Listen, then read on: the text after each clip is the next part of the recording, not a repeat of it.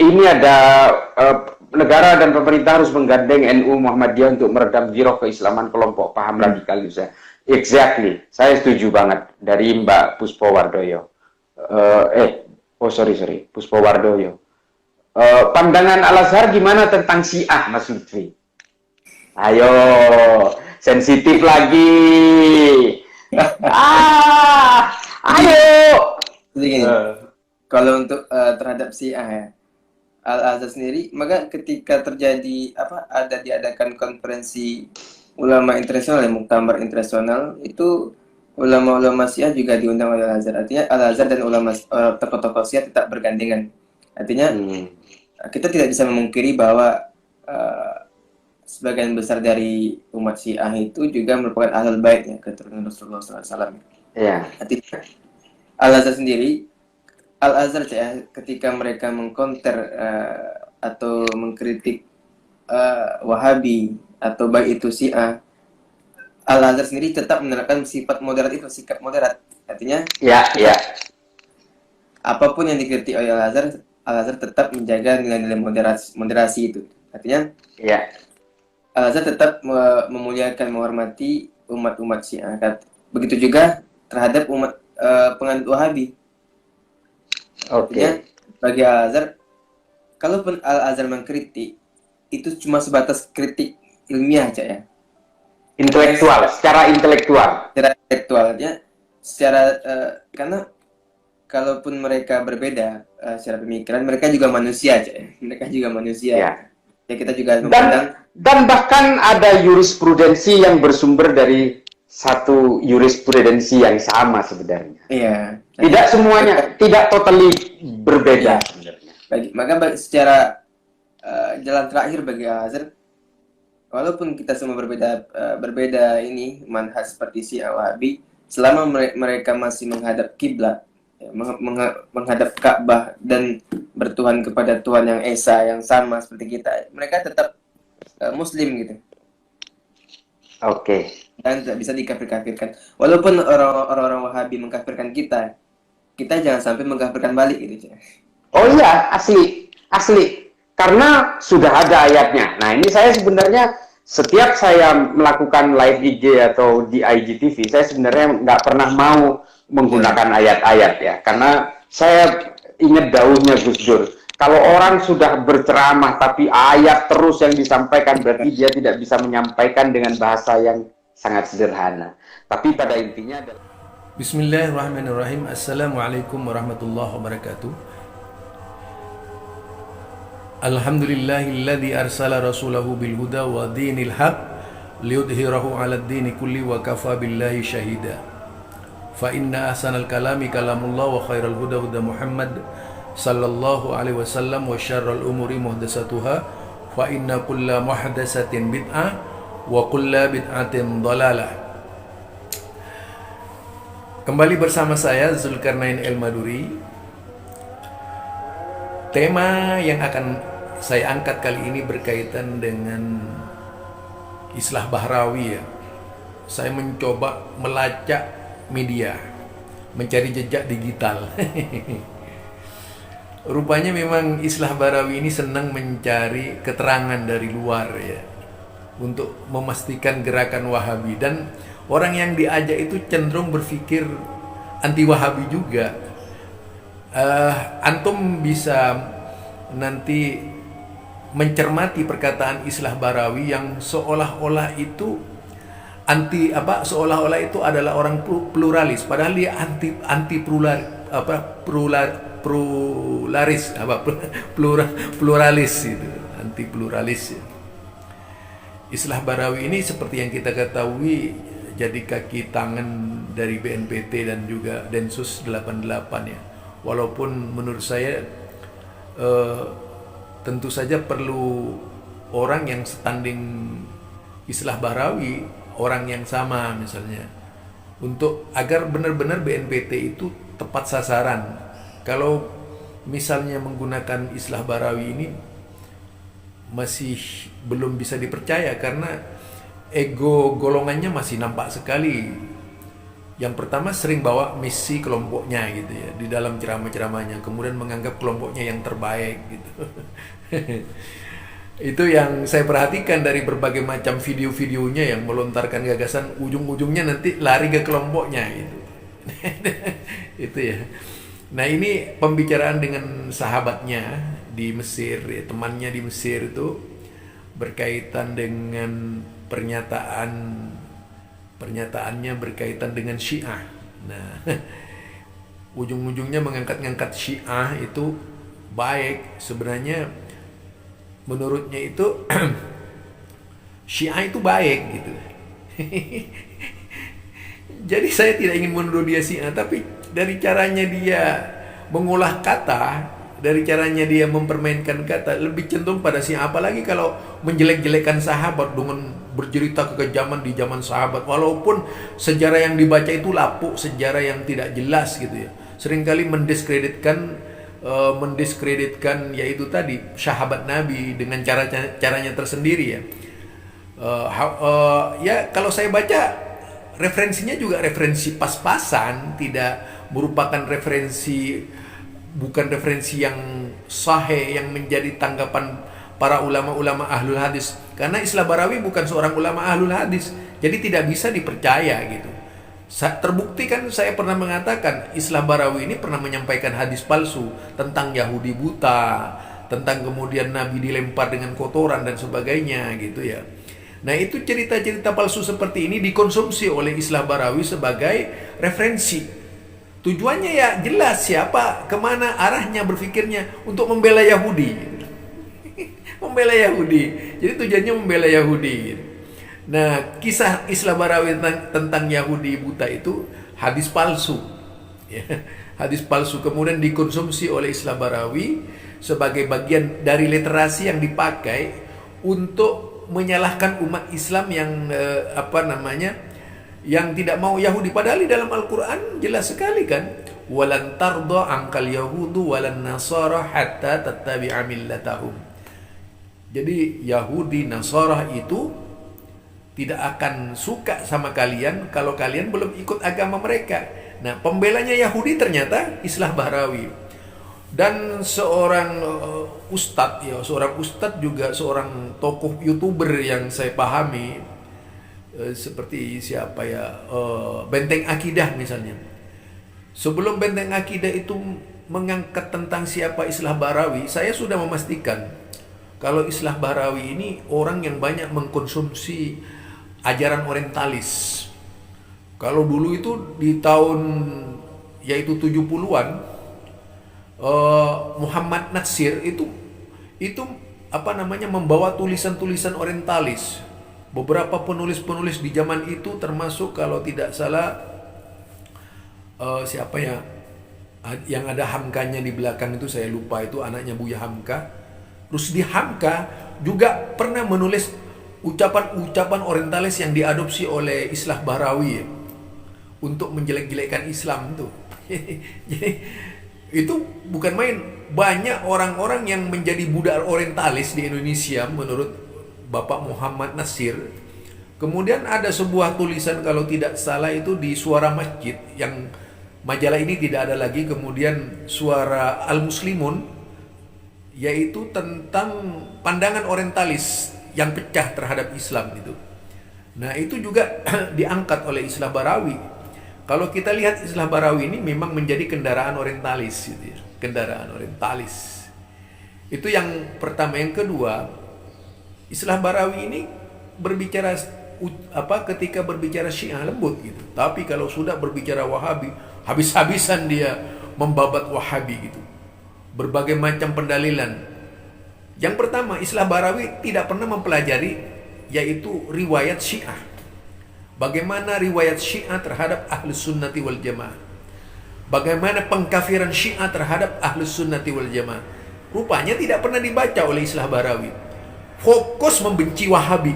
Kalau saya lihat orang ini fokus membenci Wahabi. Tidak mau membaca kitab Biharul Anwar ya. Tidak mau baca kitab yang ditulis oleh Al-Kulaini, yaitu Al-Kafi. Di dalamnya itu adalah kitab yang berisi hujatan-hujatan terhadap Sunni gitu ya. Tapi Islah Barawi dengan tenang ingin menyudut, karena memang tujuannya ingin menyudutkan Wahabi. Kemudian orang yang diajak bicara ini juga dibawa kepada pola pikir yang sama gitu. Ya. Kemudian Syiah ini diundang dan sebagainya, dan artinya ingin memberikan gambaran tentang Syiah. Kalau mau baca Syiah, hey Islah Barawi, baca kitab-kitab Syiah secara lengkap. Bagaimana Ahlus Sunnah mulai dari Abu Bakar, Umar, Utsman sampai sekarang ini dikafirkan oleh mereka. Anda pikir orang-orang Iran itu tidak mengkafirkan para sahabat Nabi? Nah, silahkan Anda itu telaah itu. Di Iran itu siapa Iran itu? Semua ulama-ulama Iran. Seorang Mustafa As-Sibai dahulu kala seorang doktor di Libanon itu pernah mengadakan takrib terhadap Syiah. Baru 3 hari takrib terhadap Syiah, orang-orang Syiah sudah memaki Aisyah dengan menyebutkan sebagai pelacur pada waktu itu. Yaitu yang bikin marah. Siapa lagi yang mau marah? Bukan Wahabi. Banyak ulama-ulama yang anti Syiah itu. Sebelum Muhammad bin Abdul Wahab, banyak sekali yang anti Syiah. Jadi Anda jangan menggiring Syiah itu hanya kepada Wahabi melulu. Itu loh, kalau Anda mau baca literatur itu. Terlalu banyak literatur yang berbicara tentang kejelekan dan kejahatan Syiah. Silahkan baca. Bagaimana orang-orang Sunni itu semuanya dianggap nasibi. Bukan Wahabi yang dianggap nasibi. Abu Bakar dianggap nasibi, Umar dianggap nasibi, Utsman dianggap nasibi. Itu. Coba, mengapa selama ini yang diangkat-angkat cuma Husain, bukan Hasan gitu. Bukan Hasan. Itu lagi perlu itu diteliti, ditelaah mendalam. Jangan terlalu banyak mengkonsumsi kebencian kepada Wahabi. Pelajari secara bijak dan adil. Intelektualnya pakai dong, gitu. Jadi bagaimana orang-orang Syiah, orang-orang Syiah itu pada waktu itu membenci para sahabat. Bahkan menyebutkan bahwa Tuhannya, salah satu tokoh Syiah yang sangat terkenal, menyebutkan bahwasanya Tuhannya Sunni itu berbeda dengan Syiah. Bahkan ini pernah disampaikan oleh seorang wanita Syiah di Indonesia. Ya kita tahulah siapa wanita Syiah itu yang mengatakan bahwa Tuhannya saya itu, kata Syiah ini ya, Tuhannya saya itu bukanlah Tuhan yang mengangkat Abu Bakar, bukanlah Tuhan yang mengangkat Umar, bukanlah Tuhan yang mengangkat Utsman. Itu takfiri luar biasa. Jadi Anda kelompok Sunni, apakah itu Aswaja di Indonesia atau Aswaja di luar, semua dikafirkan oleh Syiah. Kemudian di sini Anda berusaha membuat Wahabi itu paling jelek gitu. Berapa banyak yang dibantai dan dibunuh oleh Syiah? Kalau mau membuka sejarah gitu. Karena kaum Sunni itu sudah dianggap. Siapa yang di Libanon itu? Tokoh radikal Syiah. Siapa namanya lupa saya sudah. Tokoh radikal Syiah yang menjadi Hizbullah itu. Nah itu jelas sekali tokoh Hizbullah ini bagaimana membenci kelompok-kelompok Sunni gitu. Membenci kelompok Sunni. Banyak pernyataan-pernyataannya dia. Kenapa Anda tidak mengkritisi Hizbullah ini dari kelompok Syiah radikal ini? Kenapa Anda tidak mengkritisi kelompok orang yang memaki-maki Al-Quran, yaitu Syiah Hose di Yaman? Kenapa harus Wahabi gitu? Ada apa dengan Anda? Itu ya. Kemudian Anda baca juga kitab yang ditulis dari Biharul Anwar, kitab Biharul Anwar. Bagaimana merendahkan sahabat Nabi itu. Bagaimana Umar di dalam pandangannya Biharul Anwar. Jelas sekali takfirinya. Bahkan dikatakan tidak ada seorang pun sahabat Nabi yang Muslim ketika itu, ketika Nabi meninggal. Semua murtad menurut orang Syiah ini. Bagaimana memahami ini bagaimana. Padahal ini juga disampaikan oleh seorang tokoh Mesir, ulama Mesir, yaitu Ali Jum'ah, pernah mengkritisi Syiah, keyakinan yang gila-gilaan seperti ini. Kenapa tidak ucapan Ali Jum'ah yang anti Syiah itu disampaikan kepada umat? Nih, kepada tadi siapa yang ngomong dari Mesir ini? Coba sampaikan yang Ali Jum'ah terhadap pandangannya terhadap Syiah. Itu luar biasa. Muhammadiyah itu organisasi cerdas ya. Tidak mudah tergoda dengan rayuan Islah Barawi. Muhammadiyah itu punya dasar-dasar pemikiran yang jelas dan tak gampang memberikan dukungan kepada pola pikir yang rusak gitu. Apalagi untuk membenci kelompok-kelompok yang diinginkan oleh Islah Barawi. Yang jelas desain Muhammadiyah itu lebih konkret, lebih manusiawi, dan lebih beradab di dalam memahami kelompok-kelompok. Tak gampang Muhammadiyah terpengaruh oleh pemikiran-pemikiran kasar. Apalagi kemudian berbicara Islam tidak jelas ya, ngelantur kemana-mana. Jika kita lihat di Muhammadiyah, cara berpikir anti-orientalis ini banyak sekali di Muhammadiyah. Anda akan berbenturan dengan Muhammadiyah malah itu. Kalau mencoba-coba mengusik kelompok-kelompok. Jadi justru Anda yang barangkali bisa dituduh radikal cara berpikirnya. Kadang-kadang kita itu gampang menilai orang lain radikal, padahal yang dilontarkan, diucapkan itu adalah sebuah keradikalan. Gitu. Jadi tidak gampang sih Muhammadiyah terpengaruh oleh pemikiran-pemikiran kasar. Tidak gampang Muhammadiyah itu terpesona dengan seruan-seruan orang lain. Walaupun menggunakan bahasa yang seindah-indahnya. Karena Muhammadiyah itu punya tata krama berpikir. Muhammadiyah itu punya cara berpikir, punya manhaj, punya metode. Apalagi yang dipakai Quran dan As-Sunnah. Lah, jadi Anda jangan berpikir bahwa Anda mampu membawa Muhammadiyah seperti Anda. Dan kita lihat selanjutnya. Yuk kita ikuti perkataan selanjutnya dari Islah Bahrawi dan temannya ini. Mereka. Agar Tuhan kamu tidak dihina balik oleh mereka. Ya kan? Yeah. Kalau kita hina Tuhan mereka, akhirnya apa? Tuhan kita juga dihina sama mereka. Nah ini pada akhirnya adalah dua Tuhan ini nanti yang nggak terima. Gitu. Tuhan mereka dan Tuhan kita kan gitu. Oke, nah ini ada pertanyaan terakhir ini. Saya sebenarnya lapar. Sama saya juga belum makan nih, Jak. Nah itu dia, ini makanya ini terakhir dulu lah. Nah, ini itu baru selesai Jumatan tadi kan. Iya, jangan curhat dulu, nanti lah itu curhat. Lanjut. Iya. Nah, ini Mbak Aisyah Widodo, yang ngompor-ngomporin Syiah dan Sunni itu sebenarnya perusuh yang sebenarnya. Aduh, saya nggak mau terpancing dulu deh. Yang ada nanti saya makin ke neraka katanya. Nah, Syiah dan Sunni, mungkinkah bergandengan tangan? Nah, mungkin biasanya mungkin karena makanya awal konflik yang terjadi di Timur Tengah itu sendiri itu banyak terjadi adu domba ya, Cak. Adu domba antara Sunni dan Syiah. Dan propaganda itu berasal dari kaum Wahabi sendiri ya, karena Wahabi sendiri tidak menyukai kaum Syiah itu sendiri. Karena bagi mereka kaum Syiah itu betul-betul sesat, kafir kan, dan bukan Islam artinya darah mereka pun halal ya untuk dibunuh. Katanya begitu, katanya sih seperti itu. Artinya cukup banyak terjadi ya propaganda atau konflik-konflik terjadi di Timur Tengah itu rata-rata berawal dari adu domba antara Muslim Sunni dan Syiah.